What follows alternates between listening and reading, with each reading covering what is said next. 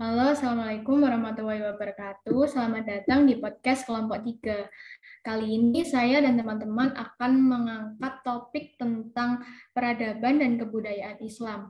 Nah, sebelum kita membahas lebih jauh, kita akan mengenal tentang apa itu konsep kebudayaan dan peradaban dalam Islam. Nah, menurut kalian nih, apa sih konsep kebudayaan dan peradaban Islam? Menurut saya peradaban secara umum adalah bagian dari kebudayaan. Dalam bahasa Inggris biasa disebut civilization.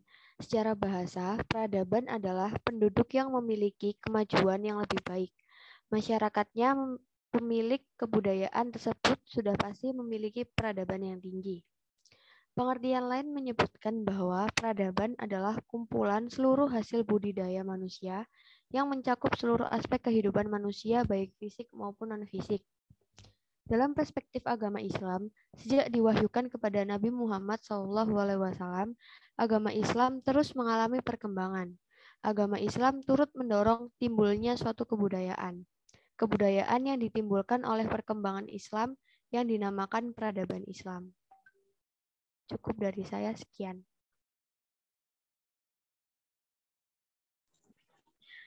Kalau menurut saya sendiri, pengertian dari kebudayaan itu berasal dari kata budaya, yang dimana kata budaya ini berasal dari bahasa Sanskerta, yaitu budaya, yang merupakan bentuk jamak dari kata budi yang bermakna akal.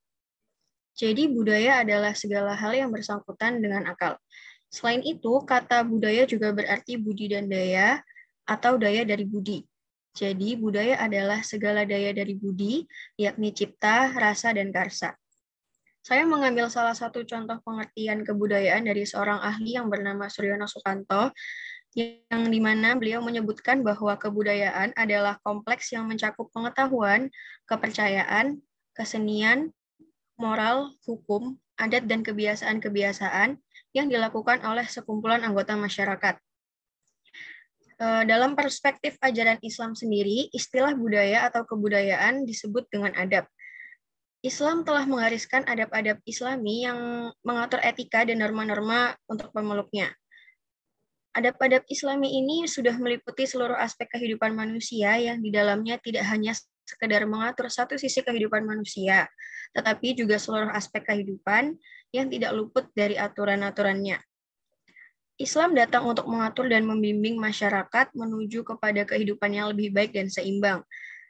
Yang dimana demikian, Islam tidak datang untuk menghancurkan budaya yang telah dianut oleh suatu masyarakat, akan tetapi dalam waktu yang bersamaan, agama Islam ingin mengajarkan kepada umat manusia ini supaya jauh dan terhindar dari hal-hal yang tidak bermanfaat dan membawa mudarat di dalam kehidupannya.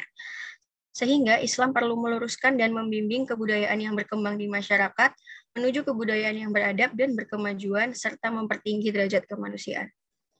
Cukup dari saya, sekian.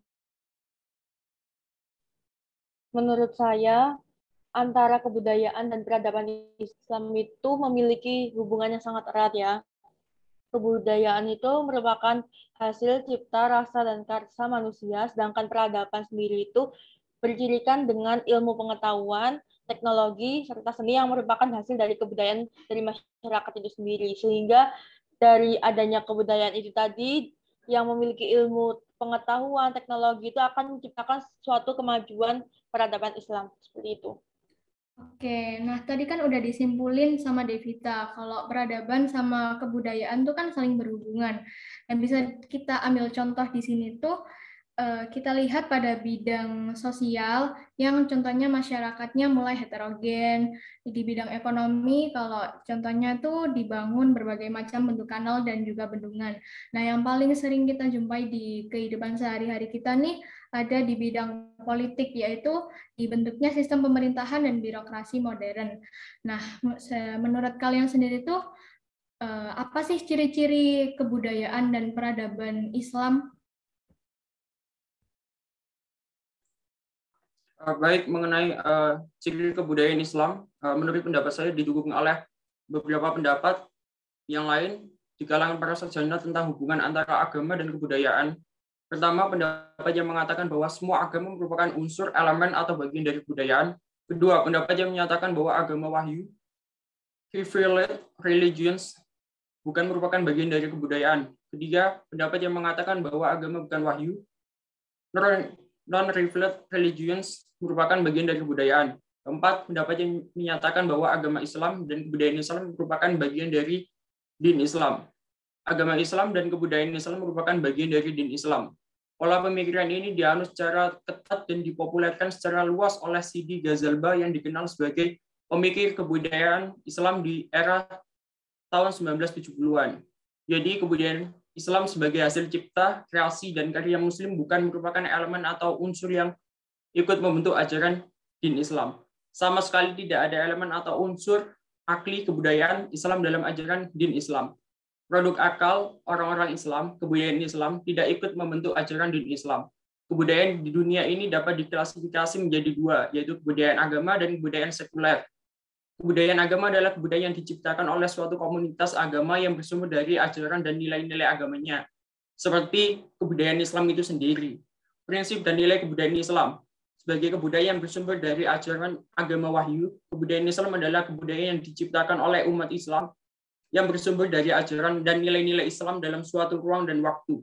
Ajaran dan nilai-nilai Islam ini bersumber dari dua ajaran pokok Islam, yaitu Al-Quran, wahyu Allah Subhanahu wa Ta'ala, dan sunnah hadis Nabi Muhammad SAW. Kebudayaan Islam menciptakan pluralitas budaya itu sendiri.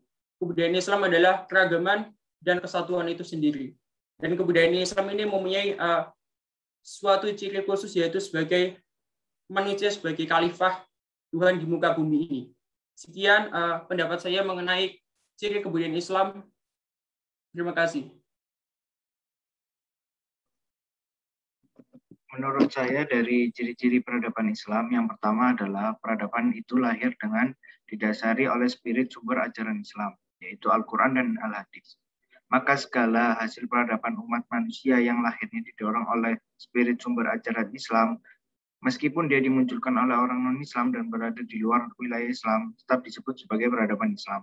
Yang kedua, peradaban itu dimunculkan oleh kalangan umat Islam. Maka peradaban Islam hanya dibatas pada semua hasil kreasi umat Islam dan hanya yang berada di dalam wilayah Islam. Kreasi dari umat non-Islam tidak masuk dalam kategori peradaban Islam, meskipun ia muncul di wilayah Islam. Dan yang ketiga, peradaban Islam muncul untuk didedikasikan bagi kepentingan dan kemaslahatan umat Islam. Maka semua hasil kreasi manusia yang memang didedikasikan bagi kemaslahatan umat Islam, maka ia adalah peradaban Islam. Meskipun ia dihasilkan oleh orang non-Islam dan berada di luar wilayah Islam. Itu pendapat saya. Sekian, terima kasih. Oke, nah tadi kan kita udah bahas tentang peradaban sama kebudayaan Islam nih. Nah, kita masuk ke nilai-nilai Islam dalam budaya Indonesia. Nah, pastinya kan banyak banget nih nilai-nilai Islam yang bisa diserap lalu diterapin ke negara kita. Nah, menurut kalian tuh apa sih contoh nilai-nilai Islam dalam budaya Indonesia? Kalau menurut saya, nilai-nilai Islam yang masuk ke dalam kebudayaan yang ada di Indonesia itu seperti dilaksanakannya tradisi tahlilan dan maulid Nabi sih. Wah, ada tahlilan sama maulid Nabi nih, menarik. Nah, kalau tahlilan sendiri tuh pengertiannya menurut kalian tuh kayak gimana ya? Menurut saya, tahlilan itu adalah acara yang terfokus pada pembacaan ayat Al-Quran, zikir-zikir, lalu disertai dengan doa-doa khusus yang dipanjatkan dan dihadiahkan kepada orang yang telah meninggal. Gitu. Jadi berarti kita bisa ambil kesimpulan di sini tuh kayak tahlilan tuh buat ngirim doa kepada kerabat kita atau keluarga terdekat kita yang udah meninggal gitu kan. Nah, setiap tahlilan di daerah-daerah kan berbeda penerapannya. Kalau di daerah kalian sendiri tuh kayak gimana? Kalau menurut di daerah saya itu biasanya itu susunan acaranya itu seperti pembacaan doa Al-Fatihah untuk mendoakan almarhum yang telah meninggal, lalu membaca surat Yasin dan tahlil. Dan biasanya setelah selesai tahlilan itu tuan rumah memberikan sebuah bingkisan makanan gitu sebagai ucapan terima kasih kepada para tamu yang telah mendoakan, seperti itu. Wah, menarik nih. Nah, terus setelah tahlilan itu kan tadi ada kayak Maulid Nabi gitu kan. Nah, Maulid Nabi itu kan berarti kita merayakan hari lahirnya Nabi Muhammad. Nah, setiap daerah kan juga beda-beda tuh. Itu kalau di daerah kalian kayak gimana? Kalau di daerahku biasanya tuh kayak ada ngadain acara istighosah gitu. Kalau di daerah kalian kayak gimana?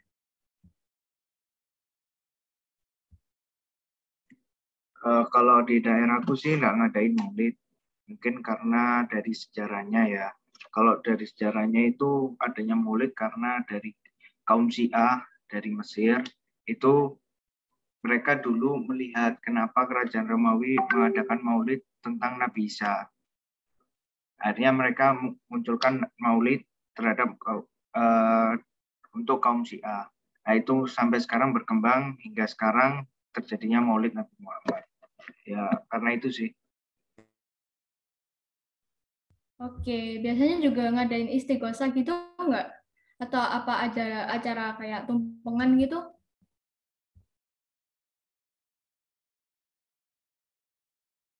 Nggak ada sih, nggak ada acara apa-apa. Oh, jadi biasanya kayak istighosah gitu doang ya?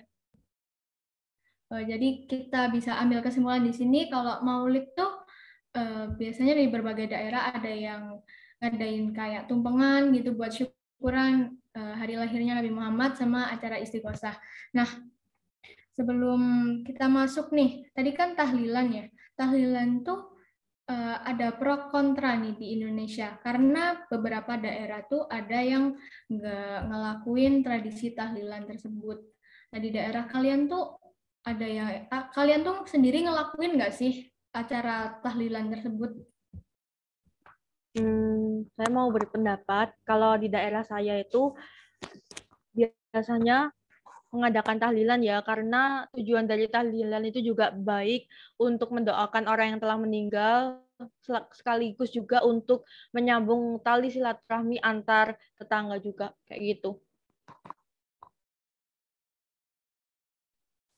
Ada pendapat yang lain nggak?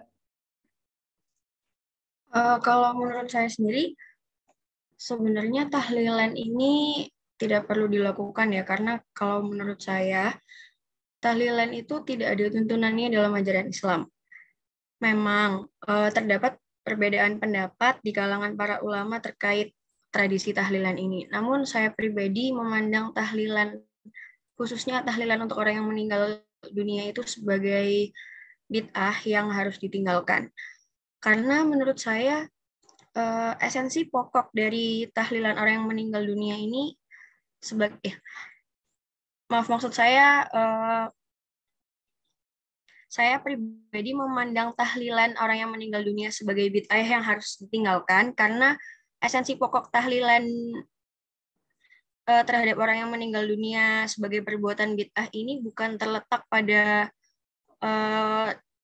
saat dimana kita membaca kalimat la ilaha illallah, melainkan pada hal-hal yang menyertai acara tahlilan itu sendiri, seperti mengirimkan bacaan ayat-ayat suci Al-Quran kepada jenazah atau hadiah kepada orang yang meninggal, serta bacaan tahlil yang memakai pola tertentu, yang dimana misalnya pada kecepatan membaca ayat-ayat Al-Quran yang disertai dengan pengaturan nafas dan dikaitkan dengan peristiwa tertentu.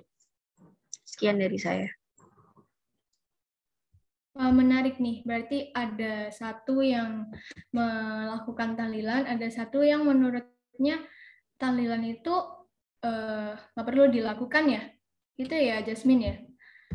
Jadi kita bisa ambil kesimpulan, kalau menurut aku sendiri ya, kalau menurut aku sendiri itu nggak apa-apa tahlilan, cuman yang nggak tahlilan tuh juga nggak apa-apa, tergantung persepsi orang masing-masing, asal nggak menafikan tujuan tahlilan tersebut jadi sesuatu yang buruk gitu loh.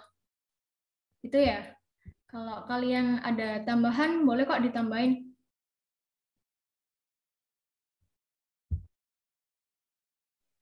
Oke, jadi kita bisa ambil kesimpulan di sini kalau tahlilan itu termasuk dalam nilai-nilai Islam yang diterapkan di Indonesia. Nah, nilai-nilai Islam yang diambil itu kan ada kayak kita harus mengirim doa kepada kerabat kita yang udah meninggal ya.